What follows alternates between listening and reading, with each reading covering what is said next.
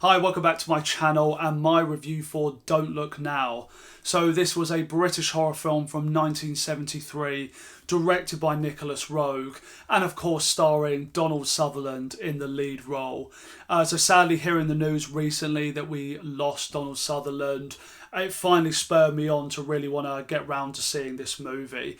This has been sitting on my shelf for the longest time. It's been on my watch list for years, and I've just never quite found the right time to sit down and really get myself into this. So I finally decided it was time, because this, of course, is one of the more revered, one of the more discussed horror movies from the 1970s, and I've always been really intrigued to see it.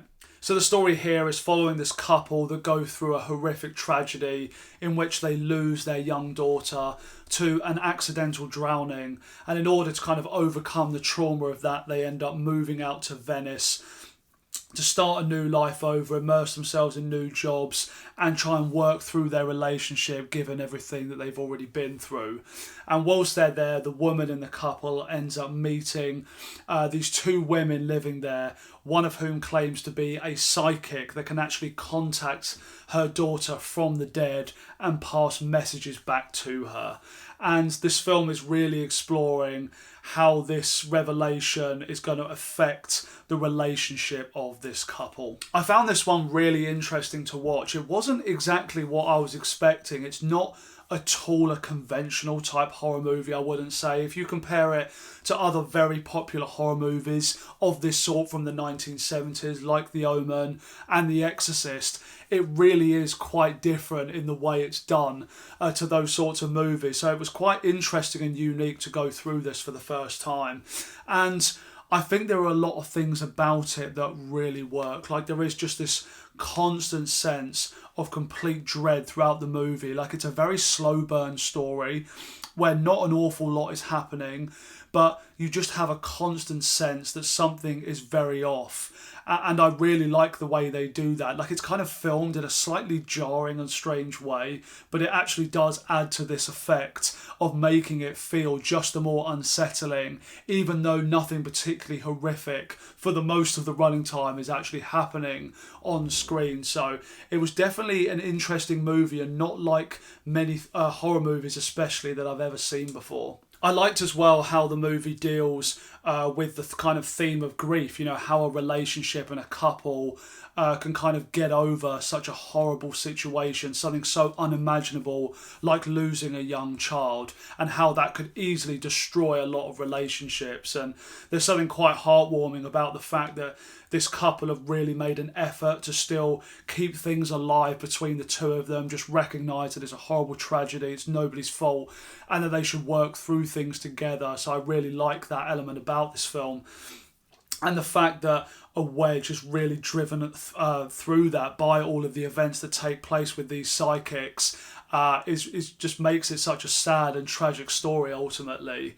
And I think as well it really helps you get invested in this by the fact that these are great actors with a great chemistry between them. You know, Julie Christie and Donald Sutherland, you know, very watchable actors, very enticing. You know, Donald Sutherland, I tend to love him in absolutely everything that he's in. He's just one of those actors where he's just interesting. You want to hear him speak. You want to see how his characters are going to react to certain situations. He's just a very watchable actor. And I like the way he plays his character, especially in a film that feels so British, given that he's, of course, Canadian. I think he did an amazing job in this role. And the chemistry that he has with Julie Christie just really helps as well. And as I say, that's what makes it so heartbreaking, the fact that all of the events that take place after this, and it just gets darker and everything starts to get worse and worse, you really feel for both of these characters. So this event that really starts to break down the relationship is the fact that Donald Sutherland's character is in the mindset that our daughter is gone, that's it, that's the end, and we need to move on with that understanding. And whilst at the start it kind of shows you that this couple are in a little bit of a dark place, even once they've moved, that once she ends up meeting these psychics and they end up giving her a little bit of hope, she really latches onto this and just can't let go. She kind of is given a new lease of life by the fact she feels like she might be able to still have some kind of contact with her daughter.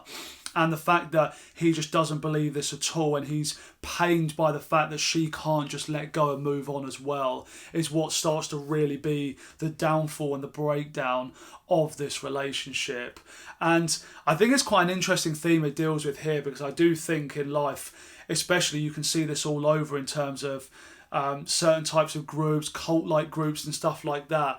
They always get people in very vulnerable situations when they're looking for something to believe in, when they need to feel like there's some way to overcome the pain they're feeling, whether it's been through a loss or lack of direction or something horrendous that's happened to them. Those type of groups always manage to grab a hold of people who are in very vulnerable places. And I think this movie does a really great job of showing you that, because I think it would be quite easy to find Julie Christie's character unlikable if it was played in the wrong way, just because of the way these psychic women are when they first approach her. It seems so unbelievable. I'd normally feel quite frustrated that a character that would just buy into something ridiculous like that. But the way it's played and the way you can see she's really hurting and is latching on to this idea, you kind of end up feeling really sorry for her. So I think they kind of delve into that theme in a really sort of convincing and a believable way, which I really liked. I found the little subplot really interesting that plays throughout this story, where you have this serial killer operating in Venice at the same time this couple are living here, where they're taking people out and then dumping their bodies into the rivers.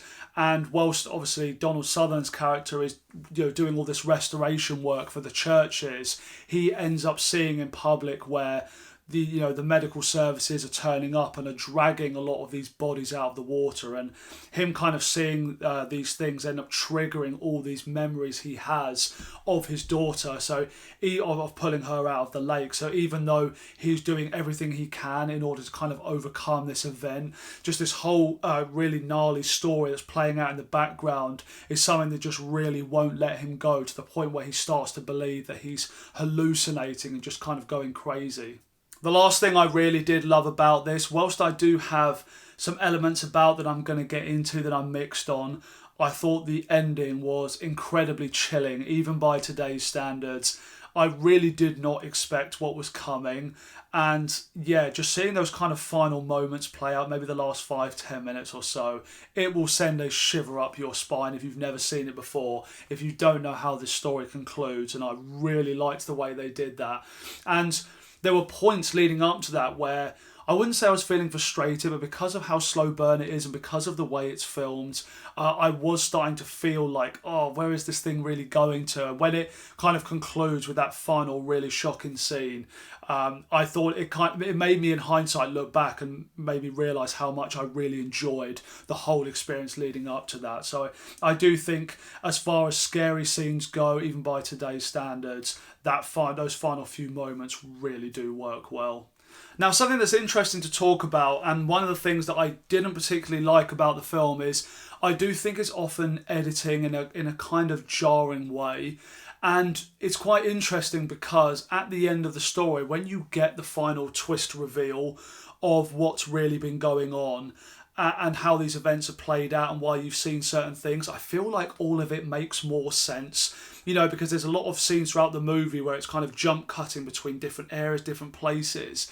And it doesn't feel organic. It feels almost a bit distracting whilst you're watching it, but you kind of realise in hindsight, once you know what's going on, it makes a lot more sense. So I do feel like, even though this was a negative for me going through this on first time viewing, it is a movie that I feel will be more satisfying when you go back again to re-watch it. And the other thing as well is the fact that one thing I found interesting about the ending, and I'm not going to spoil it here, just in case anybody who's never seen this film before, I really don't want to spoil it for you.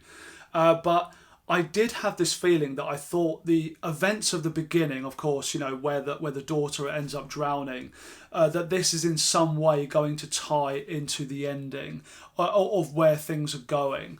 And it really doesn't. The way the twist and the kind of reveal of what's been happening plays out, it really has nothing to do with that opening. And whilst that made it unpredictable and unique in a way that I did like, because I genuinely didn't know how the final scenes were going to play out, at the same time I kind of felt like it just makes it feel like it kind of lacked purpose a little bit. Like, you've got all of this story about grief and dealing with the loss and how this is kind of haunting this couple, and then you have this entirely separate thing going on at the same time, that, you know, which is effectively what really turns it into a horror film, but it's kind of a separate story. So it's something that I both like and don't like at the same time, and it's something that, without going into spoilers, is quite difficult to explain. But given the nature of how the events of the movie are concluded and how it's explained, I just find the way it connects to be a little bit strange.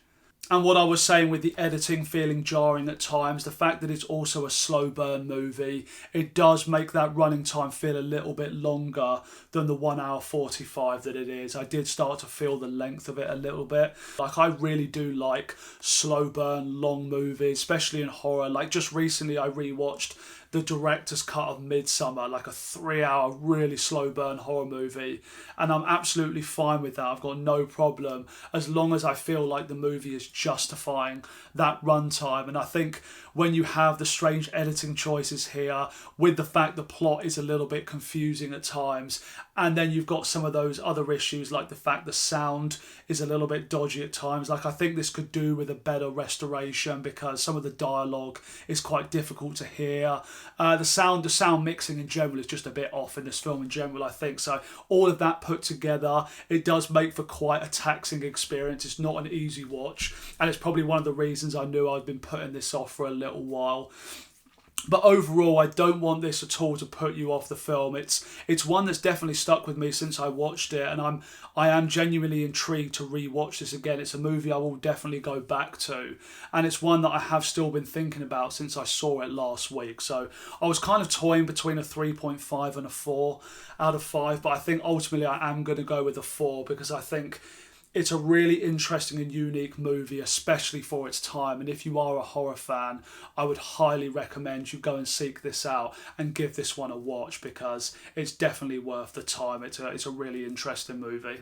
So that is all of my thoughts for you on Don't Look Now. Please do let me know down in the comments what you think of the movie if you've seen it. Also, please consider liking and subscribing to the channel if you've been enjoying my content. Thanks so much for watching this video, and I'll see you next time.